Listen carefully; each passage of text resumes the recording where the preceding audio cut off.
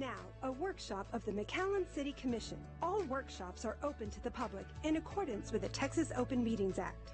These workshops allow for detailed staff presentations. Good afternoon, everybody. Welcome to today's workshops. We have not too many items. Staff, any questions to staff regarding the meeting, today's meeting? Commissioners, anybody? Nothing. We'll go item number 2. Okay, so where's the engineer? So, Mayor and Commissioners, as we've discussed this item, are you presenting this? Yeah. Several times, and so we're ready to plan the actual ceremony to effectuate this change in the building somewhat, right?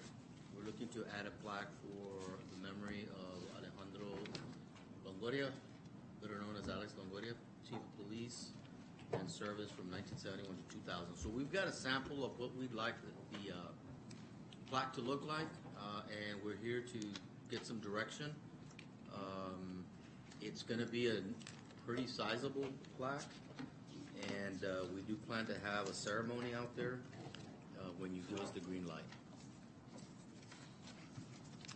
So we're here for input. Input from the family? So the group that emailed you or that presented to you in the past did send an email yesterday asking for some time to get their feedback in on what they'd like the inscription to look like. Apparently, the new leader of their group is not available until November. Well, I think a bigger question is, I mean, is there a lot more information that we want on the plaque from the City Commission so we can just add it? Right. We've had this discussion with the City Commission in the past. So. Right.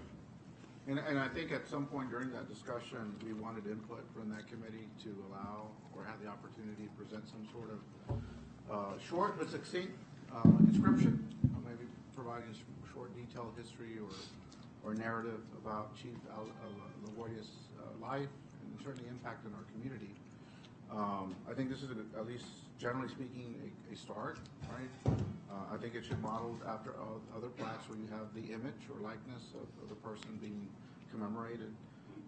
Obviously, I think the dimensions may not allow for an inscription, so I think we have to kind of think maybe outside the box to allow for a short 4 or 5 sentence, 1 or 2 paragraph inscription, whatever it is, conceptually, to accommodate that.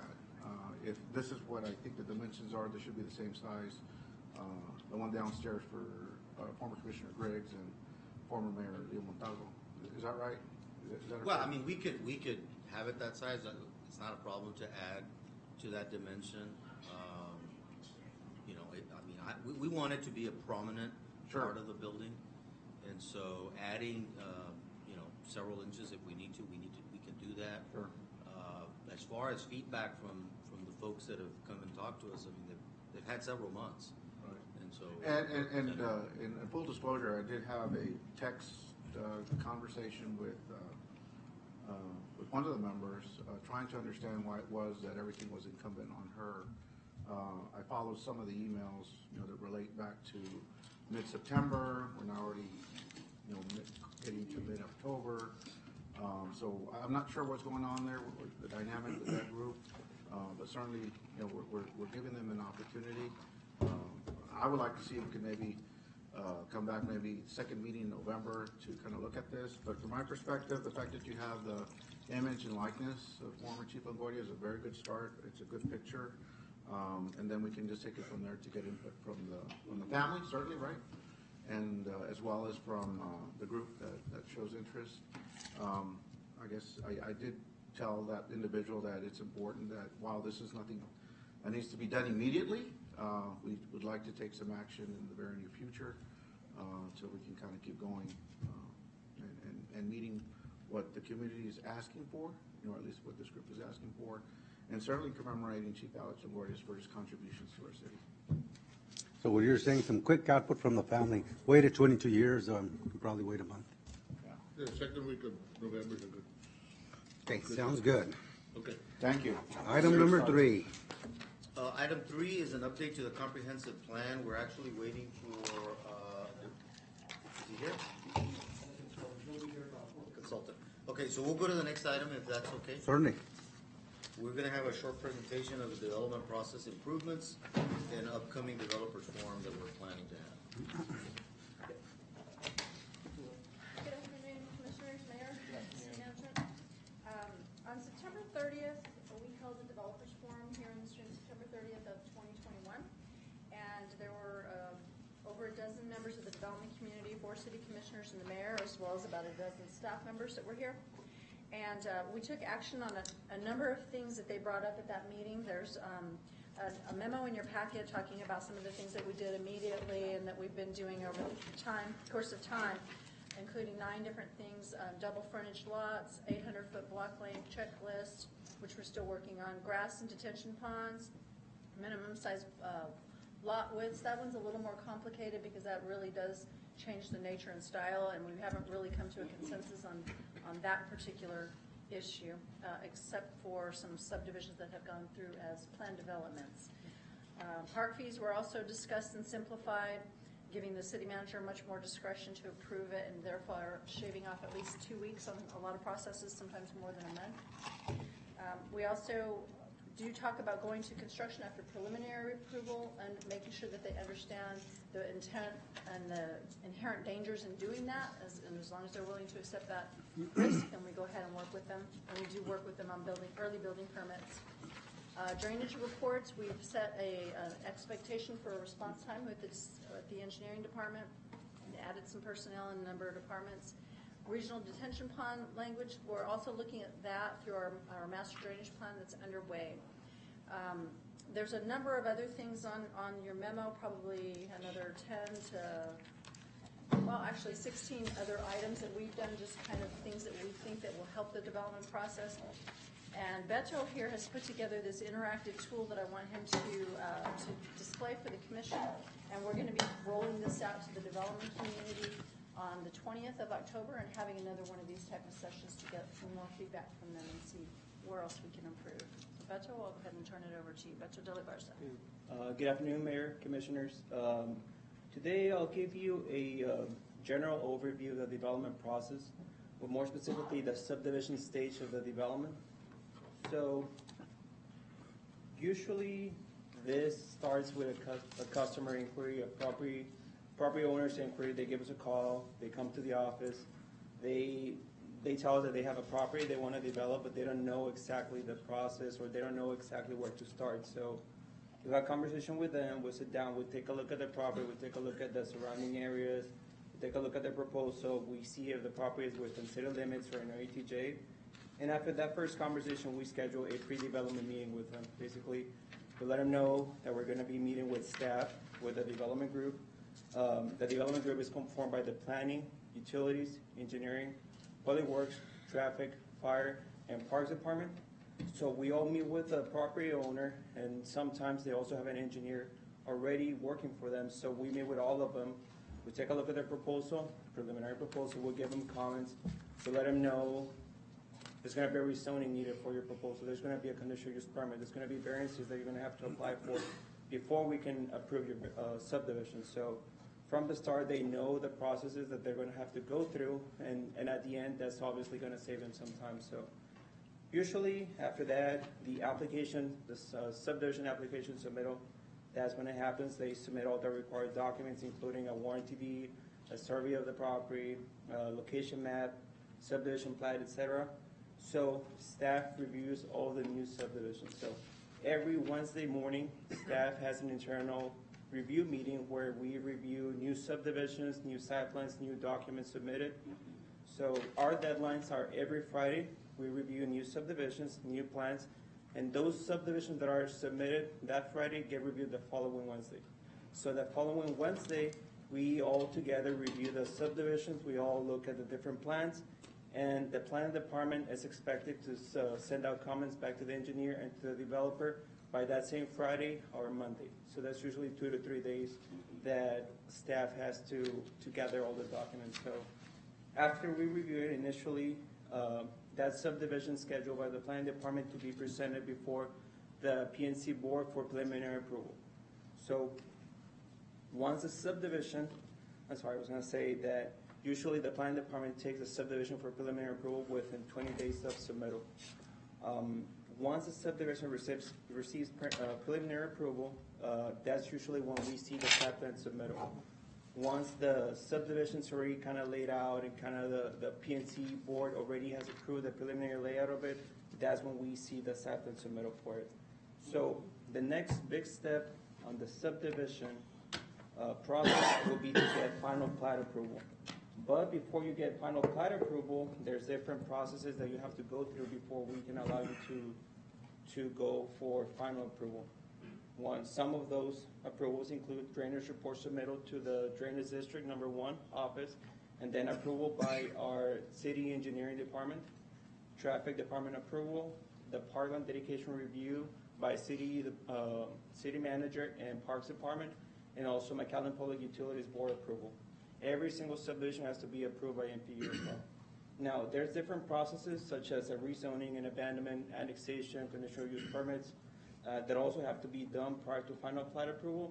And there's also variances that the developer requests to their development. That goes from right-of-way dedication, park fees, septic tank variances, etc. It's also important to remember that most of those variances have to be approved by commission. Also PNC and then City Commission, but obviously it's important to know that because that adds a couple of weeks more to the process. So from the time a subdivision gets preliminary approval to the time it gets final approval, I would probably say that a good average, it's 30 to 60 days, so 1 to 2 months is a good average. Of course, it's important to know that every project is different, every engineer is different, developers are different, so it all depends on the engineer and how long they take to submit all the required documents. So once the final approval has been received by PNC, that's when the subdivision moves to the public improvements phase of the process. So just back up for a minute, Sheldon. For instance, if they have the need to know what a drainage report submittal is, he'll click on the drainage report submittal and it'll take you to a subpage that'll say, okay, here's everything that you need to do. So this is basically like a roadmap that kind of gives you everything. You know, if we tell you you're going to need a variance for this, they might say, what's that? Well, they can click on a variance and say, okay, so this is what it is.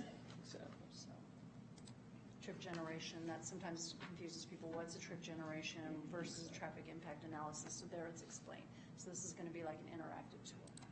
Okay, go ahead. So the next step of the process would be the public improvements phase. So click here, you'll be able to see the next steps. The first step after you receive final plat approval is to submit a set of construction documents for staff to review. So once those documents are submitted, staff reviews those and we give comments back to the engineer. Once everything has been resolved, we schedule a pre-construction meeting with the developer, the general contractor, and the engineer of the project with city departments, city engineers, and city inspectors to go over the proposed infrastructure that's going to be done with this subdivision. After everything has been resolved, finalized, and completed, that's when the notice to proceed, the NTP, gets issued by the city engineers, which allows the contractor to start the work on the public improvements that are going to be built. Usually, that takes 2 to 4 weeks, more or less. Like I said, every engineer is different, and it also depends on the amount of revisions that have to be done, but that usually takes 2 to 4 weeks. After an NTP has been issued, or during around the same time, sometimes there's projects where there's a portion of improvements that are going to be constructed, and there's also a portion that are going to be escrowed. So during that time, that's when that amount of escrow is determined, and that amount of escrow that needs to be paid has to be paid prior to the subdivision plat reporting. So once all the improvements are constructed, that's when a final walkthrough inspection is scheduled with city staff and city inspectors. We all go out there, we take a look at the improvements, we make sure that everything was built up to city standards, and we make sure that everything that was approved in the construction plans is actually installed in the field. After everything has been accepted by the city, that's when as-built and a warranty letter is required. And all those documents are required prior to the subdivision plat reporting. Now,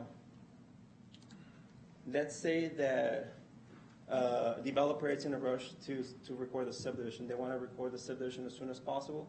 They also have the option of doing a letter of credit where they financially guarantee the improvements. That usually takes about a month because it has to be submitted by their bank, has to be approved by the city departments, and then that has to be approved by the purchasing department. But that's a faster way for them to be able to record the subdivision. Because improvements, depending on how much improvements you may have to do, how many water lines, sewer lines, drainage, it can take up to a year. Plat is approved for a year. Sometimes I've seen them take more than that, but that's completely out of our control at that point. So. Now, at the same time, there's also there's different things that the developer and the engineer should be doing, which includes the recording items that need to be submitted to the planning department for recording of the subdivision. Those documents include a warranty deed, the latest warranty deed, the approved drainage reports approved by the county, tax certificates from the city, the county, and the irrigation district if applicable, payment of the recording fee to the county clerk's office, and also payment of the recording fee to the Hidalgo County Drainage District number 1. Also, the city does require a conveyance of water rights document. At the same time, we do encourage engineers and developers to take care of the tracing review. A lot of times what happens is that the engineers or the developers are very focused on the public improvement that they forget that the tracing has to be done before recording. So we do encourage developers and engineers to do that. Within this last year, we've implemented the electronic submittal of documents to make everything faster, to make everything more efficient for staff and for the developers. So we also require a title report to be submitted at the same time that the electronic tracing is submitted. That way we can verify the ownership of the property and possible lien holders. So once staff reviews the tracing, and for tracing I mean the subdivision plat, we make sure that plat notes are correct, dimensions are fine, that everything's shown on the plat, right-of-ways, right-of-way dedication, utilities, everything is shown correctly on the plat. Once everything's approved by staff, that's when we let the engineer know that the Mylar is ready to be printed out and to get signatures. So the engineer takes care of the signature of the property owner and the lien holders, and the city takes care of the PNC chairman's signature, mayor's signature, and also the drainage district manager. Once we have all the recording items, once we have the Mylar approved and signed by everyone, and once all the public improvements have been constructed or guaranteed, that's when we move forward with the recording of the subdivision. So all of these items are submitted for recording at the county clerk's office, and subdivisions usually take a couple hours to be recorded. So most of the time, the subdivision will be recorded that same day. So that's usually a very general way of explaining the subdivision process here with the city. So it's also important to understand that every single project is different, every developer is different. We have local engineers, we have out-of-state engineers that some are more familiar with the process than others. So we also think that's what pre-development meetings are very important, because from the get-go we let them know what processes are going to be required and what processes are going to take the longer for them to take care of. So. And what can be done concurrently as well. So we're still refining this. Some of the things like Beto mentioned is that a lot of times we see the tracing has to go through multiple times. So we're doing forensics on those as that happens. If I see a tracing that's gone through more than 3 times, we want to take a look at those, because what I've found in most cases is that the comments are all there, but the engineer will put do 5 out of the 13 and then return it, and then maybe 3 more, and then so we're just hopefully catching the same things every time. If there's something new coming up, then I have a conversation with the department head about that. We need to catch this on the first time, and unless it's an absolute emergency, then we missed it, it's our fault. So, but we're trying to refine it and improve it every time, and we're always open to suggestions. This is, like Beto mentioned, is basically just the subdivision process. If you're already subdivided, building permit's going to be the next process we start getting into. That's a much simpler process, because you just simply submit your construction documents for commercial between 10 to 15 days for a large commercial subdivision or commercial building, and for residential between 2 and 4 days is our turnaround time targets. What does the term electronic tracing refer to? What is that concept? What was that, I'm sorry? What does electronic tracing refer to? There's an email set up for subdivisions at subdivisions@McAllen.net. The planning department has control over that. Basically, the engineer sends us a PDF copy of the plat, and we do everything electronically. The previous way was that they had to submit a Mylar, which is a plastic copy of the subdivision, and 3 paper copies, 24 by 36. So now, instead of doing that, what used to happen a lot is that they would submit a Mylar, and it was full of corrections needed. So what we're trying to save now is time and money. So it's just basically everything done by PDF. Kind of like a live document that is continuously being updated and edited by various parties, whether it be I guess the engineer and the city? Yes. Oh, I see. Shared document. Mm-hmm. This is very helpful. The developer can they go online and see where their project is as at in terms of what departments have given feedback and which departments are still yet to respond? I mean, is there some kind of a process to where it's automated and the developer knows where their project is at any one time, or do they have to call in and say, well, we're still waiting for this and this and this? Not for subdivisions. Not yet. I know we're working on the ERP project. I know that was one of the things that developers have been asking for, and we're working on it. Primarily, it happens on those Friday morning meetings. Every other Friday morning, we have those calls, and all the staff is there. The engineers call in, and they give us updates on theirs. We give them updates on, okay, it's gone through MPU, we have the TIA, we have the trip gen, and then they get the letter. So planning primarily takes care of that right now. We do have that ability with the building permit. They can go online and they can see, okay, it was rejected by utilities, but planning, building, and fire have all approved it. That's internal, right? So the developer can't. The contractors can also access that for building permits. For building, correct, but for development, we're still not in Right. the red lines are still not in the system yet. Correct. You have to physically go to the Friday That's meetings and see where you're at. We did I hire. mean, we're getting better. We are getting better. I will tell you that, okay? But if we could get to that next step where as you know, you get the red lines and if we can address it Yeah. before the Friday meeting, we're just that far ahead. Right. Well, and what I found out, we did hire a consultant this year called S Cubed. They helped us with the Excel processes and projects that we have in the system. And what I found out is that when we implemented Excel in the very beginning, a number of years, but maybe a decade back, planning was kind of the last department that got addressed, and so a lot of their processes didn't get as automated as some. So they did go through about 5 different processes that we have and give us some estimates as to what it would take to get us there. I will say that it is getting a lot harder, even in the private, the quality of the engineering in our area. I will tell you this, that it's, you know, we're having a hard time, and the owners of the projects, you know, will always blame the city. And I will say that the quality of the engineering firms today are not as good as what it used to be, and they're very busy. But we won't name anybody. No, we're not going to name anybody, but it is unfortunately the owners that pay the price of delays and of having to come back and back and back to finally get something right. So, I mean, I've just seen it on and on and on, and I've been called by many developers, and then once we review it, hey, there's a problem. And that's why I do encourage my staff to reach out to the owners, because I think the owners need to know if there's a delay.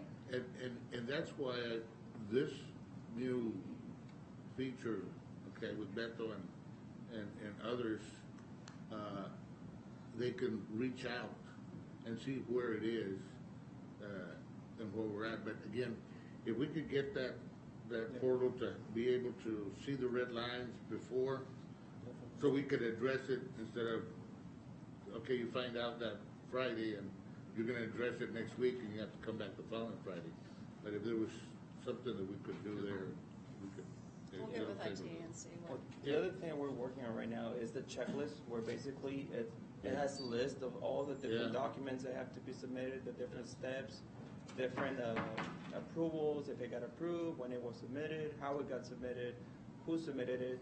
That basically what we're trying to do with that is just keep track of every document that gets submitted. And whenever the developer requests a copy of that, we'll give them an updated copy of that checklist, and they have a list of the dates and everything that got submitted. This meeting, I think on the 20th will be good, and we'll, see where we're at with both the engineering, private engineering community, with the developers community, and then the city. So, when's the checklist? I know it's being worked on, but when do y'all expect it to be completed, or how far along are we on that checklist? I think we'll be able to have a good idea by next week. We're having the developers forum next week. So I think by next week we'll be able to present a very structured draft of it and probably finalize it sometime soon, probably within a couple of weeks. The more it could be automated and online, the better these things are going to be, and so and they create efficiency. And then that's here at the city. And then you've got to go to the drainage district, sometimes to the irrigation district, sometimes to the county itself also. So again, the process today is extremely. I don't know if you mentioned, but I know we're working closer now with Sherland Water.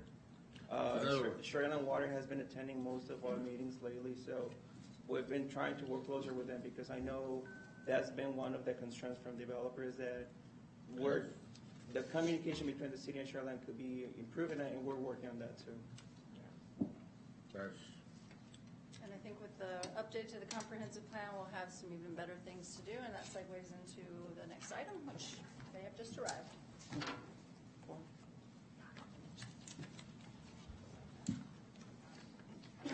Thank you. Thank you.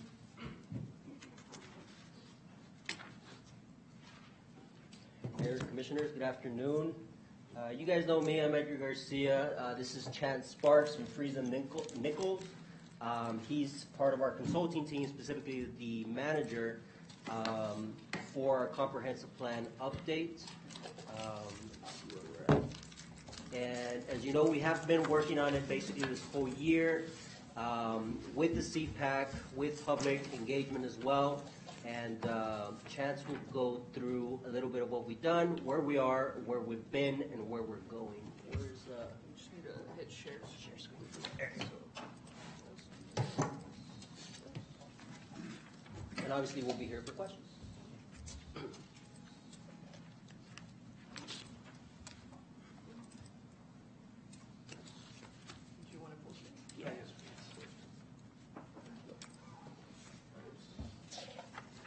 All right, good afternoon. I'm Chance Sparks with Friesen Nichols. Really excited to be here. I'm always excited to come back down here to the Valley.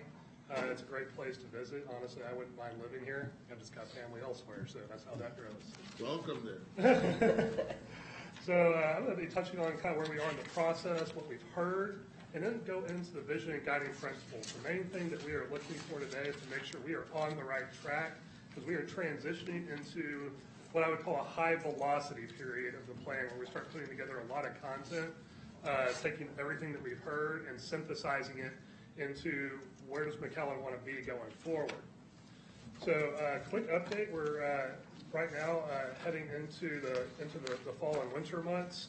That's where you're going to see us producing transportation, land use in neighborhoods, downtown, and also the economic development aspects. But there's also a parallel process going on with this too, where we are looking at the Unified Development Code, or going to a Unified Development Code, let me correct that, and have those listening sessions going on as well. We'll start moving into a parallel track where we're building plan content at the same time as a code. The idea being that when this crosses the finish line, these two things are crossing the finish line together and seamlessly talking to each other along the way. So what we've heard, we've done a variety of different types of stakeholder engagement, trying to get a feel for what works best here in McAllen. We did some online engagement, as well as stakeholder meetings, focus group meetings, and also attending the Freedom Fest public event. which was probably my favorite of the things that we've done, because we got to talk to people really casually, and people that don't just pick up and say, I want to get involved with the comprehensive plan. They're there for something else, and we're able to intercept them and ask them, hey, how do you feel about McAllen? What's your experience like here? We did have a survey that did go out. It was published on social media, flyers in various places and things like that. The big theme that I think y'all should take away from all of our engagement is you have a lot of people that live here that really like it here. It's not something we see everywhere, quite honestly. People are very optimistic. They're excited about how McAllen is and where it might be going in the future. And they love that y'all are kind of become this economic center of the Rio Grande Valley, but also this kind of quality of life center. So you're hitting on all cylinders, so to speak, on getting a lot of things right. And we see that show up in engagement in that we're not seeing the typical, we're angry about something. It's more about, we'd really like a little extra of this, a little extra of that. That's a much better place to be as a city compared to other cities within the region or statewide for that matter. One of our really fun activities that we did with this was we have an online idea wall. This is literally what it sounds like.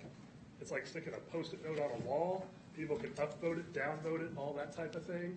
And this is where we saw that really raw, unfiltered perspective on McAllen and what people were looking for. You know, we hear things about like the great hike and bike trail system that y'all are starting to build out. We're hearing about excitement about jobs that have come to McAllen, the relative affordability of McAllen. I'm coming from Central Texas. I can attest to your relative affordability. And so that was really exciting. But where we probably had the best benefit was at this Freedom Festival. And whenever we do this type of engagement, we're really careful about what we ask. We ask to a person's expertise. So you're not going to ask them about setbacks or what type of land use compatibilities. You're going to ask them how they're experiencing their city. And so we asked them, what's missing? What are those things that you want to see more of? We asked about what's missing in your neighborhood. What do you love most about McAllen? This is going to their expertise. It stimulates conversations, which is really what we were after, is get a little interaction on a board, but come have a conversation with us. Talk to us about your experiences along the way. And had a really great time, other than I think our project team really had heat stroke. It was pretty warm.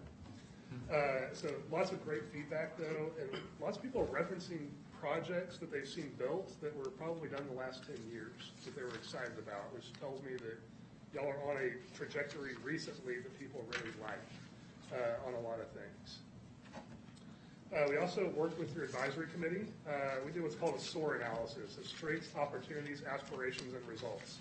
A little like a SWOT analysis you see in strategic planning, except it's very focused on what next versus where we've been. You see key things that come out in this: business environment, caring culture, these opportunities with the airport, convention center, your relationships with Mexico, and then your aspirations. You want to grow with quality. We see a desire for more connectivity and to be that leader in the valley. I think to really kind of put a big flag in the sand that says, we're it, we're leading this. And then moving towards results. How do we know we're on the right track after this plan is adopted? And I'll be looking at employment trend data, tourism spending, tax values increasing, reduced poverty, among a litany of other areas to look at, so you know that you're actually making progress. We also had focus group meetings along the way across 5 different topic areas. Again, you see very similar themes, but we also are starting to see comments about land availability show up and recognizing that y'all are getting more built out in your core areas, and where do you go next? And thinking about how do you diversify some of your housing. Recognizing that y'all have a really large student base now in McAllen. What do you do with that? What are those opportunities?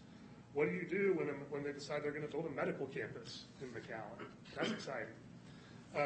Transportation, thinking about how do you get around, both in terms of cars, but also pedestrians and bicycles and all those types of things. And how do you build on your quality of life going forward as you become kind of that cosmopolitan place of the Rio Grande Valley? We also started having stakeholder meetings on the development code, a little bit different audience for that. That tends to be a lot more technical. It sounds like we're having some conversations with these same groups for the prior item. Generally what we hear, people are overall happy with the city. It's mostly looking for ways to fix processes, things that require discretionary approvals that they wish didn't. If they're doing a mixed-use project, they'd like for that just to be a yes, let's move on. And trying to get to a more graphic code that's easier to use, easier to understand, maybe reduces some language barriers along the way would be ideal. And how to address drainage and water and regional drainage, which also sounds like that's a topic in the prior issue as well. So that's kind of where we've been so far. And so we started looking towards what does McAllen want to be going forward? And that's getting into the idea of vision, guiding principles, and action. So the vision statement is exactly what it sounds like. My best explanation is you're getting in that DeLorean time machine, you're jumping ahead 20 years. What is McAllen like when you get there? And so we put together a draft vision statement that you see here. The first statement is a statement that came directly from stakeholder input. The idea that you're a bicultural, progressive, and inclusive city, but intentionally in Spanish to kind of hammer that point home. But what we talk about in the statement is McAllen is a unique and sustainable binational city that leads not only the Rio Grande Valley, but the state of Texas in education, safety, economic opportunity, and affordability. The next sentence I think is really interesting because it talks about being a big destination city full of opportunity and excitement, but without losing who you are in terms of being a very warm and inviting place. The phrase that we heard people talk about, it's a place to visit and you might accidentally stay as a result. It's a city that's well run and well built, a model for others, and a recognized international ambassador to other countries that keeps up with all the change happening in the world. That is a pretty aspirational vision. Based on what we see here, we think it's an achievable vision. So that's just a big vision statement. What do we do with that? So what we try to do is break that down into what are the guiding principles. My best explanations for this is like the moral compass of your plan. It tells you what decisions to make and how to think about issues as they come up. What I usually like to think about these for is for all those issues that happen after the plan is adopted that nobody could have thought about. An example I often use is if you were to go back 10 years, Tesla was an obscure electrician from history, an inventor. Tesla today is something very different. We weren't talking about sending rockets to Mars really 10 years ago. We are now. And for that matter, we weren't thinking about the Rio Grande Valley maybe as the economic opportunity that I think everybody's starting to recognize that it is. So we want to give you tools so you know how to approach these issues as you go forward. So we drafted 5 key guiding principles within a plan that got more explanation, but connected regionally and beyond. This is the idea that you are interconnected with everybody in the Rio Grande Valley, even if you're leading it.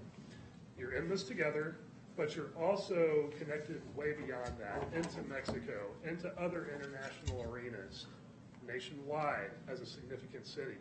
You're a regional and state leader and partner, and that last word's important. The issue you run into when you are a leading city is you sometimes forget that it's useful to hold hands. And so we want to really emphasize that, yes, you're leading, but you're holding hands. You're bringing others with you, and you're reaching up and down to others. That you're welcoming, safe, and equitable. These are intentionally combined. And this is getting towards your diversity, that you're a very welcoming place, very multicultural. People always think of the Rio Grande Valley and, oh, it has that huge Hispanic population. Well, we know there's more than that. We know that, for example, you have a huge Japanese population here that's significant. You're more than the stereotype. And we want to celebrate all of that diversity and culture that you have here. That you're safe. That, despite what you might hear occasionally in the media, that border cities, McAllen specifically, is a safe city. It is a safe place to live. It is a safe place to do business. And it's a welcoming place that welcomes anybody from all backgrounds, all interests, all ambitions. Then community quality of life, that you're focused on how do you make life better for your residents that are here right now, because that's what brought them here in the first place. So how do you build on that? And then this last one is a resilient and innovative economy. What that's getting at is that you're an economy that is obviously very strong. You have the strong retail sector, people come across the border for that. You have the strong import-export business. But you also saw things that happened during COVID. You got a couple little bumps along the way. How do we make sure that when things happen, that it's a smooth ride, that you can avoid those bumps or at least round them out? And that it's innovative, that you're thinking about what's next, not just what has already happened. So that's the vision and guiding principles. We've actually started into the land use element of this plan. The biggest challenge that y'all have from a land use perspective is honestly the shape of your city. It's a long, skinny city to the point where we're actually having trouble formatting documents. But it introduces really interesting opportunities because you've got these areas that are built out, and they're built out in these really unique and different ways. And you have, but you also have lots of what we call greenfield opportunities. So this plan is equal parts, how do you redevelop, how do you make everything that you have perform better, and how do you make sure things that happen in the future are benefiting all of McAllen. We do start looking at use categories. We're talking a lot about in this group with and how do you enable mixed use? How do you make sure that you're drafting this in a way that's very market responsive, where it's not a situation where Edgar down the way is saying, that's a really great project, this plan wasn't ready for it. I want to be able to say, this is a really great project. This plan was ready for it. It thought about this and said, think about these things when you're dealing with a cool mixed-use project or some different housing types or things like that. And so we've moved through that. We're starting to think about how do we convey this information. We like to use dashboard methods for this, where it's just kind of an easy reference. You'll often hear me call these tear sheets. The idea that somebody that you're meeting with and they say, I'm really interested in that. You say, great. You rip that page out of the book and hand it to them. It tells them everything they need to know. You're going to see that same philosophy within the development code as well when we get into that, is the idea of here's a couple of sheets of paper, they tell you all of your answers. You can write a pro forma off of these. That's what we want to get to. So we heard some really interesting things at our last advisory committee meeting. One being that probably one of your greatest traditions in McAllen is reinventing yourselves and that you're always thinking about what's next. We heard a huge emphasis on kind of your core and corridors and creating nodes of activity elsewhere in the city. You kind of see this happening a little bit naturally already. Looking towards some of the big investments y'all have made and how can those inspire the future? Things like improving Bicentennial Boulevard, for example. And then thinking about neighborhoods where you're starting to see some decline. How can you avoid having those neighborhoods hit bottom and instead smooth out and rise back faster? We want to think about those types of approaches.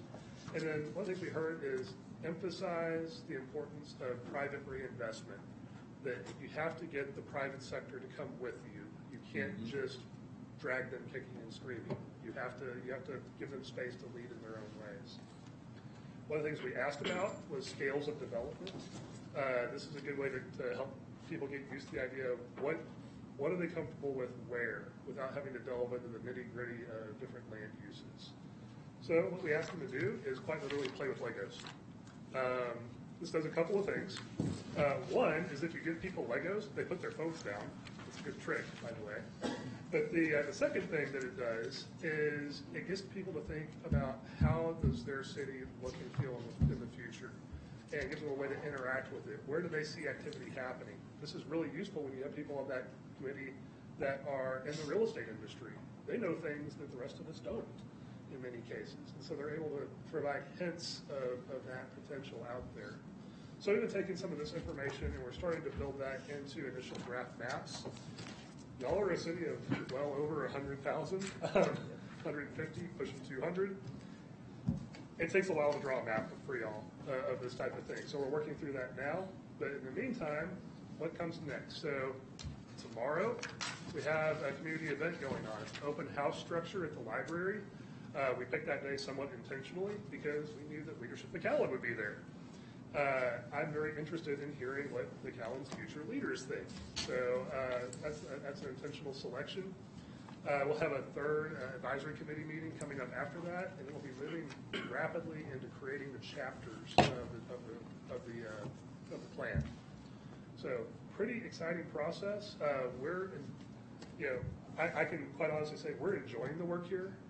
It's a really interesting place from a planning perspective. So much diversity in how things have been built over time. The diverse cultures, very interesting business and international business issues that we're enjoying having to sort through.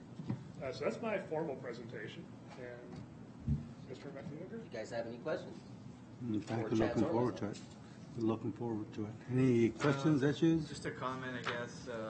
As far as the draft vision, I'd like us to have a little more input on that, and because it kind of sets the tone, for the entire process or document. And there's some things there that I agree with, and maybe some that are maybe not necessary. But and just as far as timeline, what's next, and where do we go from here? How long is it going to take? And that kind of thing. Sure. So the way this looks going forward is we're thinking that we'll have your land use chapter by December. We think that most of the rest of the content, also economic development, will be by December, and potentially transportation. We're going to want to make a couple more visits to look at some of the transportation issues because you have some unique things. Borders are complicated. Moving into first quarter of next year, we'd expect for most of the rest of the chapter content to be created. Second quarter of next year is when we would anticipate the plan moving towards kind of adoption phases, kind of final engagements, things like that, while we're also wrapping up the code portion of this. Thought processes is probably around Memorial Day. You've got yourself a new comprehensive plan and a new development code. I had a question. On the page, on the slide where it says focus group meetings, I guess you talk in concepts about business, real estate, education, transportation, and parks. But what about culture, arts, and entertainment? Where does that fit in there in any of that? So that's one of the groups that we're wanting to come back to. Where there's a section in this plan that talks about urban design and culture and some things like that. We want to circle back to that focus group a little closer to that content. Also, when we're doing part of this, there's still like a little bit of COVID stuff going on. A lot of those in that community weren't as comfortable meeting, understandable. But we do definitely want to come back to them. That's going to be a part of it for sure. Thank you, guys. I think we have about 10 minutes, so we can knock out an item and executive. That'd be good. I want to thank you. I'm impressed. I want you to take your time and if you got to circle back, you circle back and circle back. Yes, sir. I want you to know that this board is a very hands-on board, which is good. But we listen, and one of the things that last week we were at TML, and we were amongst a lot of cities in the state of Texas, and they know McAllen. They hear about McAllen, and they hear about some of the challenges, but everybody talks very, very well of how successful we are in meeting all our challenges, and it's only because we try to have a plan. We try to take care of things in a manner in which is a good, responsible way, and yes, this community demands a good quality life, and that's the challenge, and that's what they want, and that's what we have to do. But this specifically is something that we've been looking at for a while. So I'm glad Trees and Nichols is doing it. You guys have a very good track record with our city, and like I said, we're here to get involved. All right. Thanks, sir. I echo what Commissioner Aguirre said. Whatever you guys need to do, and like I said, circle back. This is going to be my second comprehensive plan because I was part of the Planning and Zoning Board back then. So I see a lot of changes. I see, how things are moving, now, and and the city of McAllen, and there's no rush, like they said, because this is going to set the tone for the next 10, 15 years, and whatever we need to do, we will do. Thank you for the time. Anything else? If not, we'll recess into executive session.